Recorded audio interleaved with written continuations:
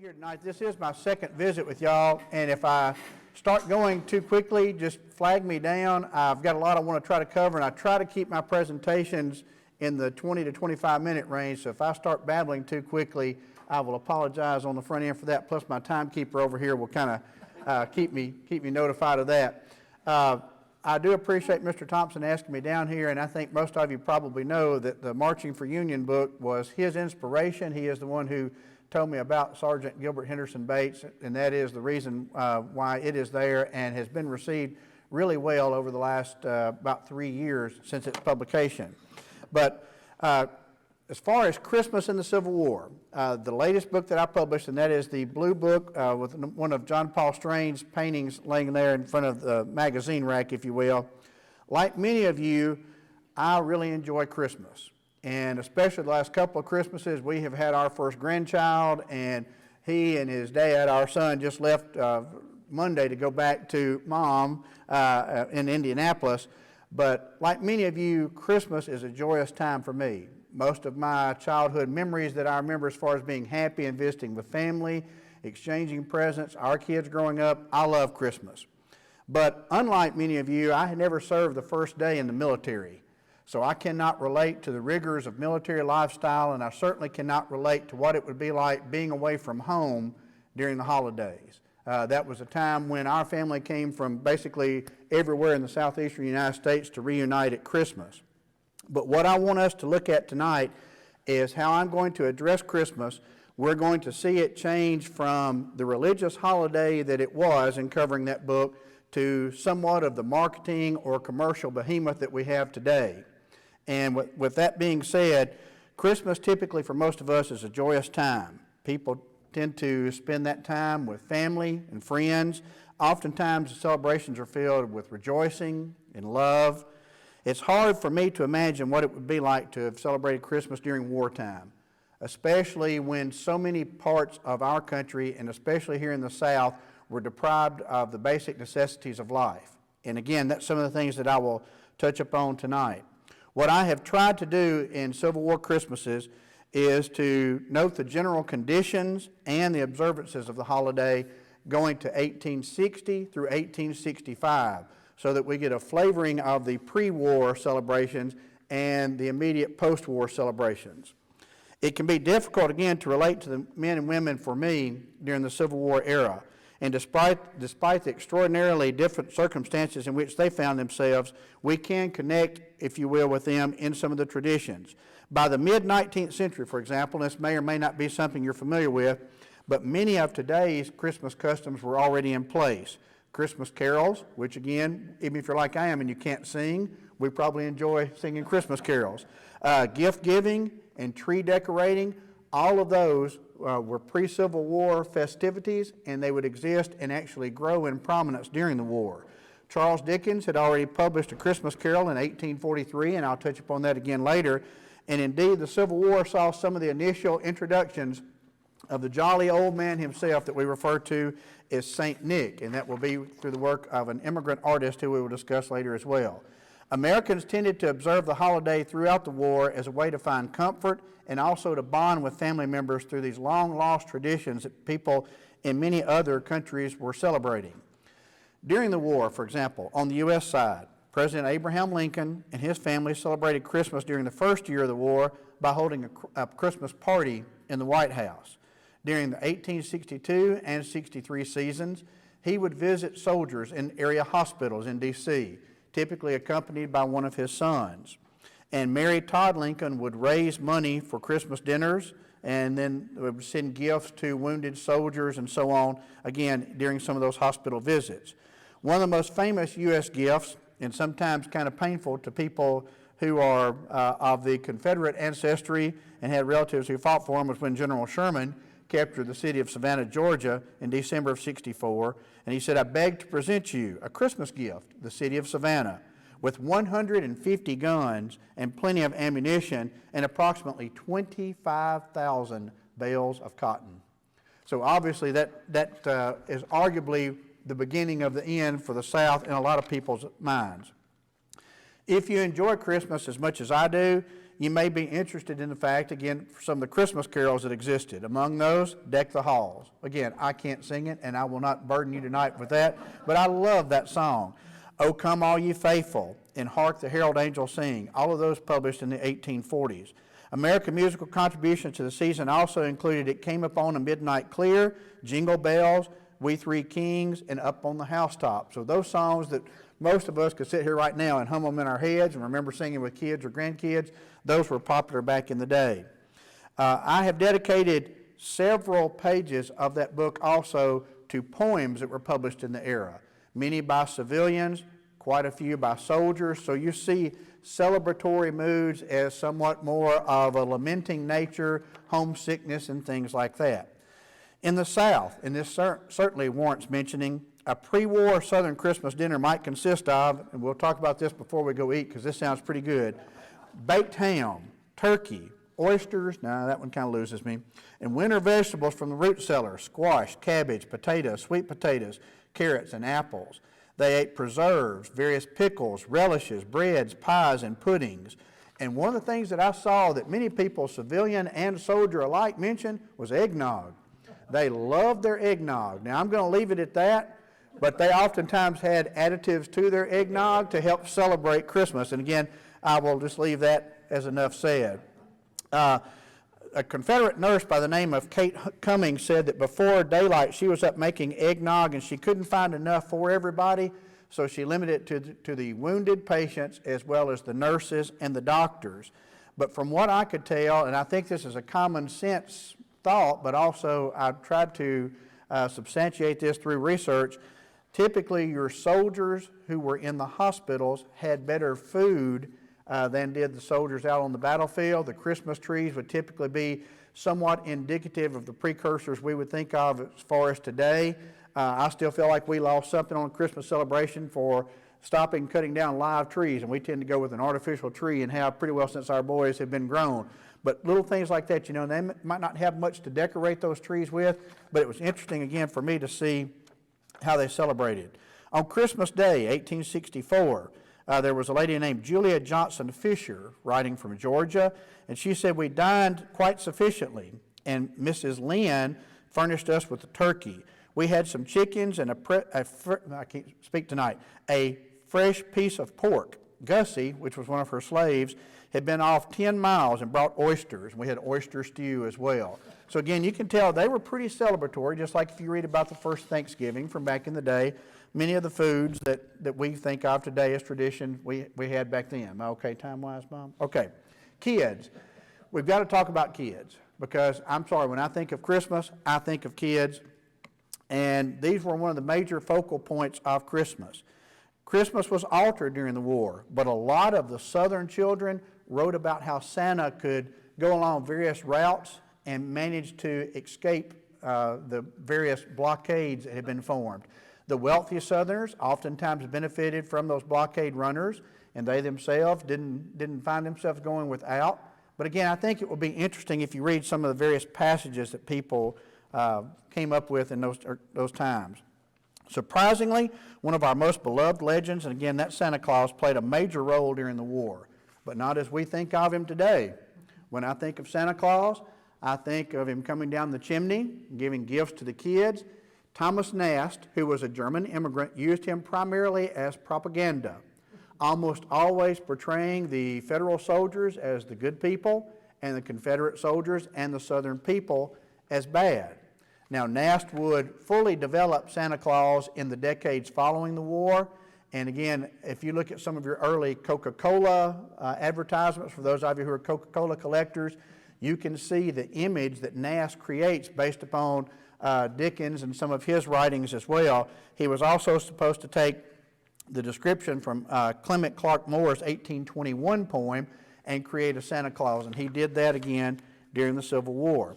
Again, I won't get into a whole lot of the political stuff that I get into in the book, but in Christmas Eve 1862, which actually was depicted in the January of 1863 issue of Harper's Weekly, one of the most highly demanded Harper's Weeklies. My wife, I know, gets tired of this. I'm a Harper's Weekly collector, and if you find one from some of your high demand ones, those tend to be rather pricey, and then we have to go sell stock, okay? But anyhow, it shows a wife on one side praying through a window in one circle. And in another circle, her husband's on the battlefield. He's also in prayer. That same issue's cover started how Santa Claus would be perceived by future Americans as the white-bearded Santa. He was giving out such gifts as socks to Union soldiers. And again, we've come a long way, have we not, to the commercialization that we see started from things like that. By 1864, the NASCWRT cartoon had more of a pacifying nature. In fact, his 1864 cartoon showed Lincoln inviting Confederate soldiers into a warm hall full of various foods and merriment. Lincoln called NAS's use of Santa Claus the best recruiting sergeant the North ever had. And if you see the recruiting numbers as they did in early 1865, that's true. The New York Herald, the Richmond Examiner, many of them began to use Christmas as a propaganda tool. But note the altering mindsets that people had of Christmas as the war progressed. December 25th, 1861, from Virginia, Lucy Buck wrote, "I cannot but feel a little sad this morning, for my thoughts continually revert to those dear absent brothers who were wont to share our Christmas cheer and gladden the hours of this festive season for us. Those poor boys. I wonder if they think of the blazing hearthstone at old Bel Air, which was her family home, and wish for a place in the home circle. I think of it all, and I become sickened as I do so." And again, I think that's something they're trying to get across, is that homesickness not only of the soldiers, but of those of us who were still civilian side thinking of people. Christmas 1861 saw soldiers full of bravado, if you will, still relatively well fed and equipped by that point of the war, and eagerly anticipating receiving Christmas boxes from home. In 1862, a soldier by the name of Tally Simpson wrote to his sister, "It's Christmas Day. The sun shines feebly through a thin cloud. The air is mild and pleasant." He talks about almost everything that he can except being at home, and then he says, "All is quiet and still, and in that stillness I recall sad and painful thoughts. This day, 2 years ago, how many thousands of families of gay and joyous celebrating a Merry Christmas, drinking health to absent family members today. When will this war end? Will another Christmas roll around and find us all wintering in camp?" And many of you know the story of Tally Simpson, where he would not be able to answer that question himself. December the 1st of 1863, arguably the most popular poet of the time was Henry Wadsworth Longfellow. He found out that his son Charles had suffered severe wounds during the Mine Run campaign. He had also left immediately for Washington, D.C., still mourning the loss of his wife. And when he found out that his son would likely survive, he wrote the pacifist poem, Christmas Bells, and he wrote it on Christmas Day of 1863. Some of the words, if you listen to those as well. "Then from each black accursed mouth the cannon thundered in the south, and with the sound the carols drowned of peace on earth and goodwill to men. As if an earthquake rent the hearthstones of a continent, and made forlorn the households born of peace on earth and goodwill to men." The final Christmas of the war, 1864, found General Robert E. Lee's starving army lurking in the entrenchments, the trenches, confines around the city of Petersburg, Virginia. Confederate General John Brown Gordon wrote from his headquarters near Petersburg, "The worn-out railroad running to the far south could not bring us half enough necessary supplies. Even if it could have transported Christmas boxes of good things, the people at home were too depleted to send them." And again, I think you can see the changing of the celebratory mood there. One of the most common decorations that we enjoy today, and that is the decorated Christmas tree, surged in popularity. Decorated Christmas trees were not the norm prior to the American Civil War, but soldiers began to take just bushes, if you will, that they could find, and typically adorned them with popcorn like many of us had when we were kids, and you would have the popcorn strewn across the trees and so on. A man by the name of Alfred Ballard, serving with the 5th New Jersey, said, "In order to make it look much like Christmas as possible, a small tree was stuck up in front of our tent, decked off with hardtack and pork in lieu of cake and oranges. But we did manage to find a sizable portion of eggnog." Again, there's another man. "We retired to sleep with thoughts akin to those children expecting Santa Claus." One Confederate prisoner wrote about how he felt like the realities of war intruded upon Christmas. And he said, "A friend had sent me a package, a bottle of old brandy, The other prisoners and I gathered to taste this precious fluid of disappointment. The bottle had been opened outside and the brandy replaced by a Yankee guard. I hope the one who played the practical joke on me lived to repent it and was shot before the war ended. So again, you can see there were some kind of bad feelings there also. Robert Gould Shaw, 54th Massachusetts, perhaps most famously portrayed in the motion picture Glory. Matthew Broderick, Ferris Bueller, portrays him in that movie. He said, it's Christmas morning. This was in 61. It's Christmas morning, and I hope a happy and merry one for you all, writing to his family. Though it looks so stormy for our poor country, one can hardly be in a merry humor. Sally Brock Putman of Richmond echoed Shaw's sentiment when she said, never before had so sad a Christmas dawned upon us. So again, I think oftentimes we think of these people who are rather celebratory, and yet we see again how they're managing to kind of get by. The men of the Army of the Potomac were usually in their winter quarters by the end of December, so it was not uncommon for them to not only have huts, but also an established mess hall. And oftentimes those mess halls would provide food for them. One Vermont soldier who was a member wrote in a letter, again given to his hometown newspaper, and it was published at Christmas, he said, by hard work the day before, our company had stockaded our tent. That is, we raised up 3 or 4 sides of logs laid like a house. And in fact, it's a little log house with a canvas roof. Excuse me. We have in it very good Christmas stove, a sheet of iron over a square hole in the ground, with a flue leading to a little chimney of brick and stovepipe outside. There we confined ourselves to rations of hardtack and salt pork. We decided to have a special Christmas dinner.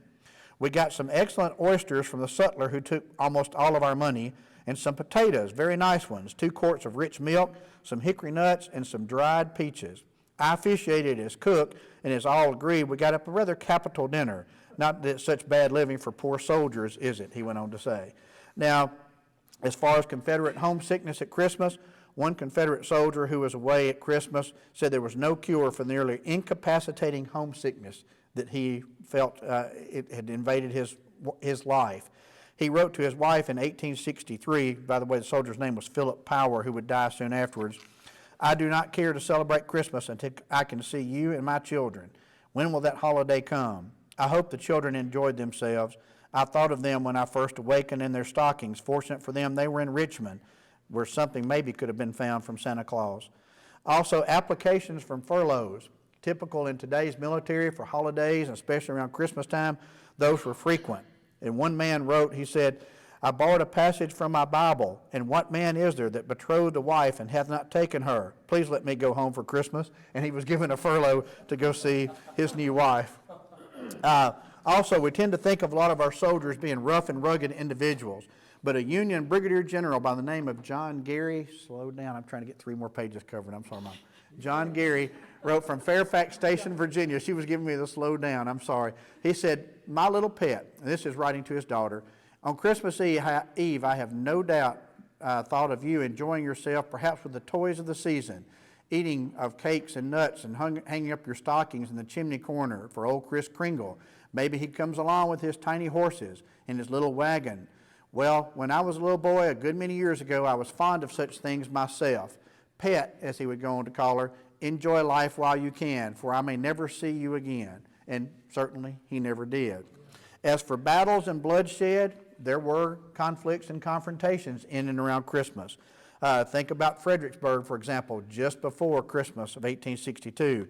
In 1861, a blockade runner was caught by the Union Navy, and there were 2 skirmishes in Virginia as well as in Maryland. And of course, 1862, we can't help but mention John Hunt Morgan's raid into Kentucky, which did a lot of damage to Union supply lines. In 1863, Union forces destroyed a Confederate salt works in North Carolina. There were also a lot of other skirmishes in and around Charleston, Washington, D.C., some of your more major locations, if you will. Soldiers also not actively campaigning tend to celebrate Christmas in a lot of different ways.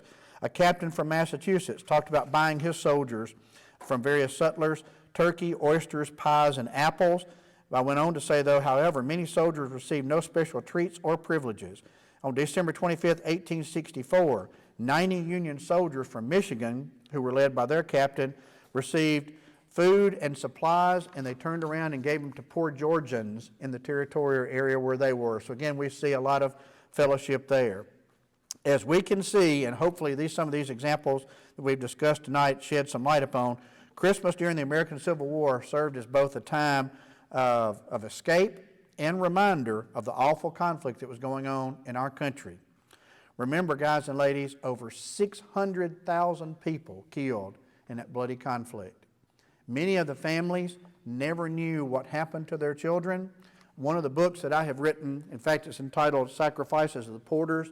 There were 3 brothers. All of them were killed during the American Civil War. All 3 are buried in unmarked graves in different locations. Now, there is a sense of peace to this. If you notice on the cover of it, there's a headstone that's been broken into 3 distinct pieces. During the war, the family moved from Hardin County, Tennessee, which would be the Pickwick, Shiloh area, and they ended up moving to Oxford, Mississippi.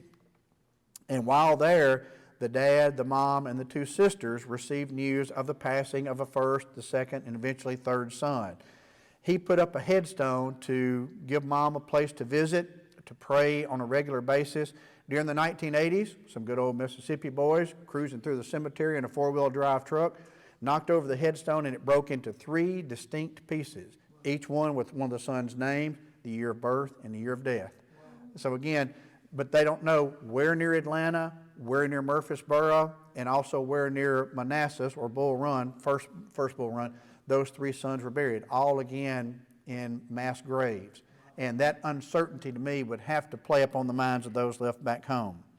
But again, for most, Christmas during the American Civil War was a bleak and bittersweet time, spent away from loved ones who were either fighting the war on the front or in the diplomatic ranks or enduring separation at home. Again, many of you, I'm certain, and I see at least one cap back there, military personnel, you know what it's like. And that's not a fun time, I dare say. But it's hard to imagine that some of our everyday Christmas traditions gained popularity during a time of, I feel pretty safe in saying, unequaled sacrifice and bloodshed in our nation's history. But in 1870, President Ulysses S. Grant, himself a veteran who had seen many of the celebrations himself, made Christmas a federal holiday in the United States when he signed it into law in an attempt to, as he said, reunite North and South. Now, if Grant can do that, if Gilbert Henderson Bates can march across the South carrying a U.S. flag 3 years after the end of the war, and yet today I still see a lot of animosity North and South. We carried 53 school kids to New York City last month, and the reception, yeah, it was fun, trust me. As far as I know, nobody got in trouble, other than one of the chaperones, but we won't get into that. But the feelings that a lot of our parents have toward sending their kids to New York, the feelings that a lot of New Yorkers, I dare say, having a group of people from North Mississippi come into their city and spend their hard-earned parents' money, or parents' hard-earned money, it's still, I feel like we're still making that attempt to bridge that gap if we can. I hope my presentation tonight has served to some degree as a reminder of the tribulations that soldiers and civilians had. And again, I don't want to bore you too long, so I know I'm at the 30-minute mark now. But my prayer is that each of us will remember Christmas not as the marketing monster that it has become today, but the religious holiday that it originally began as. I know that oftentimes various vocations, postal service, for example, right, Ryan, probably Christmas time sometimes is probably not looked at too favorably by a lot of your employees of the post office. My daddy despised say the 20th through the 24th delivering presents and so on through Sears and so on when he was a postal employee for many years. But with that being said, I hope again that I did not bore you. I appreciate Mr. Thompson for the invitation down here. I appreciate all of you for your attentiveness.